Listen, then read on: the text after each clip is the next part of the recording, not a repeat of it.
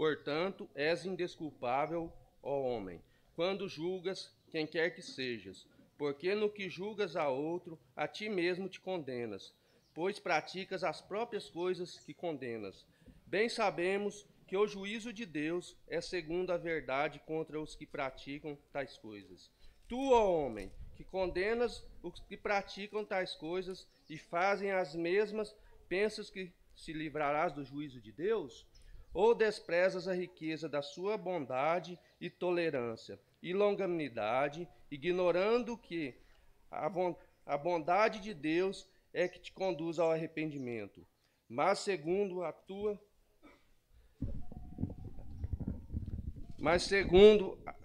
a tua dureza de coração impetinente, acumulas contra ti mesmo ira para o dia da ira e da revelação do justo juízo de Deus, que retribuirá a cada um segundo o seu procedimento, a vida eterna aos que, perseverando em fazer o bem, procuram glória, honra e incorruptibilidade. Mas a ira e indignação aos facciosos que desobedecem à verdade e obedecem à injustiça. Tribulação e angústia virão sobre a alma de qualquer homem que faz o mal, ao judeu primeiro e também ao grego.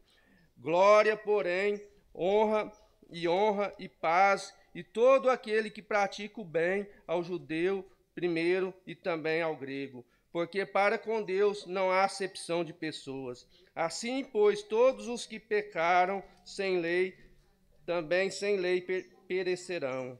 E todos os que com lei pecaram, mediante lei serão julgados. Porque os simples ouvidores da lei não são justos diante de Deus, mas os que praticam a lei hão de ser justificados.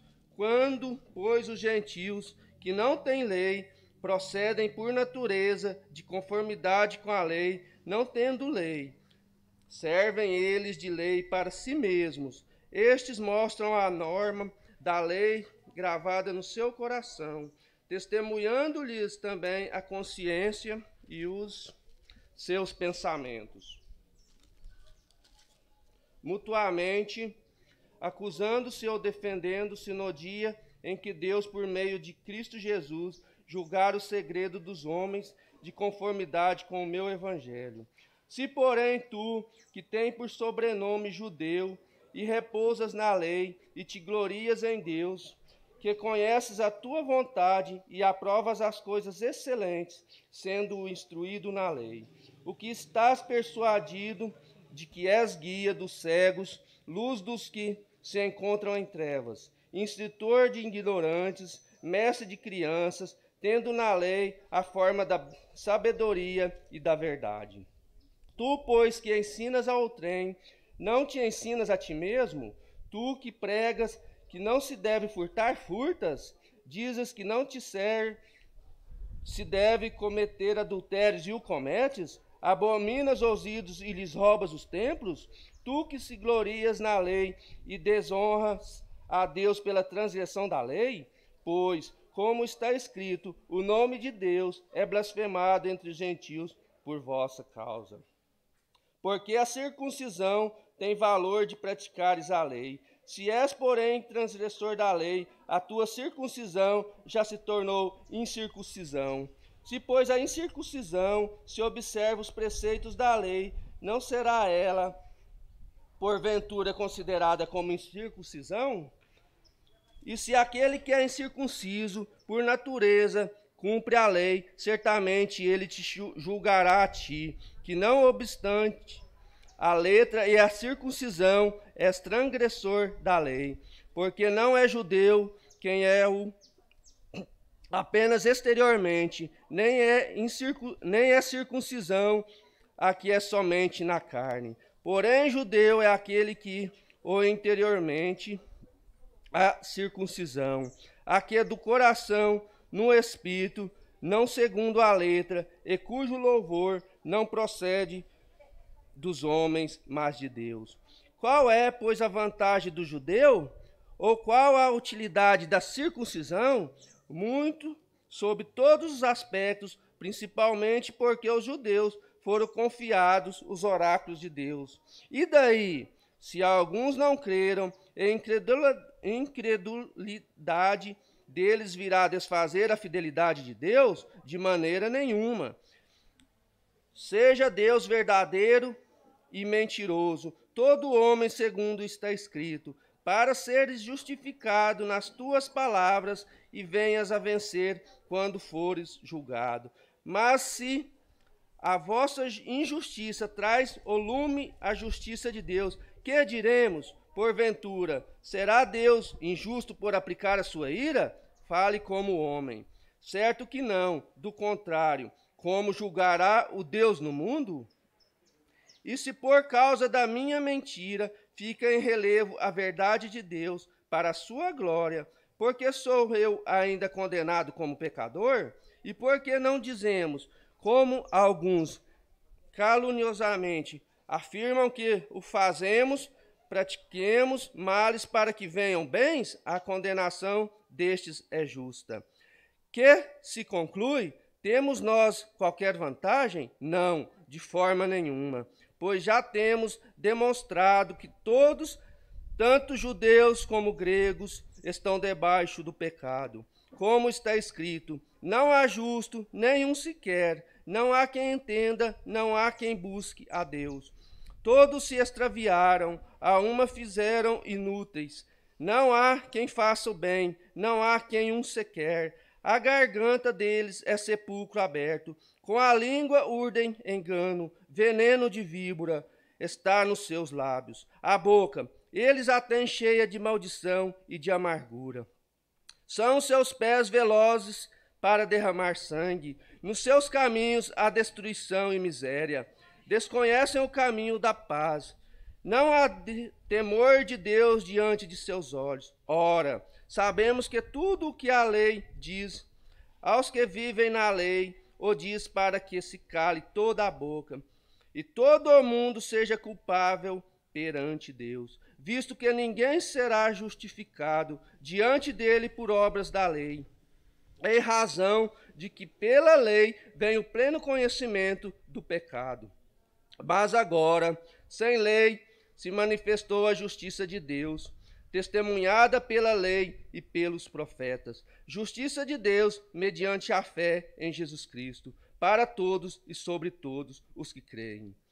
Porque não há distinção, pois todos pecaram e carecem da glória de Deus, sendo justificado gratuitamente por sua graça, mediante a redenção que há em Cristo Jesus, a quem Deus propôs no seu sangue como propiciação, mediante a fé, para manifestar a sua justiça, por ter Deus na sua tolerância, deixando impunes os pecados anteriormente cometidos, tendo em vista a manifestação da sua justiça no tempo presente, para ele mesmo ser justo e o justificador daquele que tem fé em Jesus. Onde, pois, a jactância foi de todo excluída, por que lei? Das obras? Não, pelo contrário, pela lei da fé. Concluímos, pois, que o homem é justificado pela fé, independentemente das obras da lei. É porventura Deus somente dos judeus? Não, o é também dos gentios? Sim, também dos gentios. Visto que Deus é um só, o qual justificará por fé o circunciso e mediante a fé o incircunciso. Anulamos, pois, a lei da fé? Não, de maneira nenhuma. Antes confirmamos a lei. Que, pois, diremos ter alcançado Abraão, nosso pai segundo a carne? Porque se Abraão foi justificado por obras, tem de se gloriar, porém não diante de Deus. Pois que diz a Escritura? Abraão creu em Deus e isso lhe foi imputado para a justiça. Ora, ao que trabalha, o salário não é considerado como favor, sim como dívida. Mas ao que não trabalha, porém crê naquele que justifica o ímpio, a sua fé lhe é atribuída como justiça. E é assim também que Davi declara ser bem-aventurado o homem a quem Deus atribuiu justiça, independentemente de obras. Bem-aventurados aqueles cuja iniquidades são perdoadas e cujos pecados são cobertos. Bem-aventurado o homem a quem o Senhor jamais imputará pecado. Vem, pois, esta bem-aventurança exclusivamente sobre os circuncisos, ou também sobre os incircuncisos, visto que dizemos, a fé foi imputada a Abraão para a justiça. Como, pois, lhe foi atribuída, estando ele já incircuncidado, ou ainda incircunciso? Não, no regime da circuncisão, e sim como incircunciso. E recebeu o sinal da circuncisão como selo da justiça da fé que teve quando ainda incircunciso, para vir a ser o pai de todos os que creem, embora não incircuncidados, a fim de que lhe fosse imputada a justiça, e pai da circuncisão. Isto é, daqueles que não são apenas circuncisos, mas também andam nas pisadas da fé que teve Abraão, nosso pai, antes de ser circuncidado. Não foi por intermédio da lei que a Abraão ou a sua descendência coube a promessa de ser herdeiro do mundo, e sim mediante a justiça da fé. Pois se os da lei é que são o herdeiro, anula-se a fé e cancela-se a promessa. Porque a lei suscita a ira, mas onde não há lei, também não há transgressão. Essa é a razão porque provém da fé, para que seja segundo a graça, a fim de que seja firmes a promessa para toda a descendência. Não somente ao que está no regime da lei, mas também ao que dá fé que teve Abraão, porque Abraão é pai de todos nós, como está escrito, por pai de muitas nações te constituí, perante aquele no qual creu, o Deus que vivifica os mortos e chama à existência as coisas que não existem. Abraão, esperando contra a esperança, creu, para vir a ser pai de muitas nações, segundo lhe fora dito. Assim será a tua descendência, e sem enfraquecer na fé, embora levasse em conta o seu próprio corpo amortecido, sendo já 100 anos e a idade avançada de Sara. Não duvidou por incredulidade da promessa de Deus, mas pela fé se fortaleceu, dando glória a Deus, estando plenamente convicto de que ele era poderoso para cumprir o que prometera, pelo que isso lhe foi também imputado para justiça. E não somente por causa dele está escrito que foi levado em conta, mas também por nossa causa, posto que a nós igualmente nos seria imputado, a saber, a nós que cremos naquele que ressuscitou dentre os mortos, a Jesus, nosso Senhor, o qual foi entregue por causa das nossas transgressões e ressuscitou por causa da nossa justificação. Justificado, pois, mediante a fé, temos paz com Deus por meio de nosso Senhor Jesus Cristo, por intermédio de quem obtivemos igualmente acesso, pela fé, a esta graça na qual estamos firmes e gloriamo-nos na presença da glória de Deus. E não somente isto, mas também nos gloriamos nas próprias tribulações, sabendo que a tribulação produz perseverança, e a perseverança, experiência, e a experiência, esperança. Ora, a esperança não confunde, porque o amor de Deus é derramado em nosso coração pelo Espírito Santo, que foi nos outorgado. Por Cristo, quando nós ainda éramos fracos, morreu a seu tempo pelos ímpios. Dificilmente alguém morreria por um justo, pois poderá ser que pelo bom alguém se anime a morrer. Mas Deus prova o seu próprio amor para conosco pelo fato de ter Cristo morrido por nós, sendo nós ainda pecadores. Logo, muito mais agora, sendo justificado pelo sangue, seremos por ele salvos da ira. Porque se nós, quando inimigos, fomos reconciliados com Deus mediante a morte do seu Filho, muito mais, estamos já reconciliados, seremos salvos pela sua vida. E não apenas isto, mas também nos gloriamos em Deus por nosso Senhor Jesus Cristo, por intermédio de quem recebemos agora a reconciliação. Portanto, assim como por um só homem entrou o pecado no mundo, e pelo pecado a morte, assim também a morte passou a todos os homens, porque todos pecaram. Porque até ao regime da lei havia pecado no mundo, mas o pecado não é levado em conta quando não há lei. Entretanto, reinou a morte desde Adão até Moisés, mesmo sobre aqueles que não pecaram, à semelhança da transgressão de Adão, o qual configurava aquele que havia de vir. Todavia, não é assim